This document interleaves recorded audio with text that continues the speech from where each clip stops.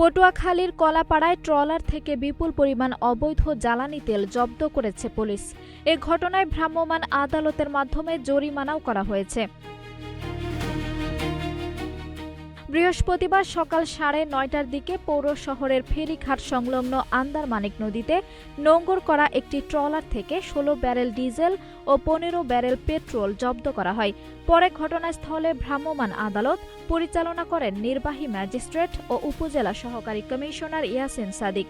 এ সময় অবৈধভাবে তেল সরবরাহের দায়ে বিসমিল্লাহ ফিলিং স্টেশনের মালিককে 20,000 টাকা জরিমানা করা হয়। জব্দকৃত তেল সরকারি কোষাগারে জমা রাখা হয়েছে। নির্বাহী ম্যাজিস্ট্রেট জানান, ফিলিং স্টেশন থেকে অবৈধভাবে তেল সংগ্রহ করে ট্রলারটি কলাপাড়া থেকে রাঙাবালির উদ্দেশ্যে যাচ্ছিল।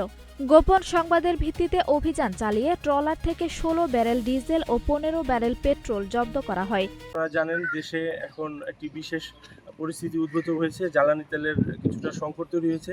এই প্রেক্ষাপটে আমাদের কলাপাড়া উপজেলার ফেরিঘাট এলাকাতে আজকে সকালে 31 ব্যারেল তেল জব্দ করা হয়েছে। এখানে 15 ব্যারেল পেট্রোল এবং 16 ব্যারেল ডিজেল রয়েছে।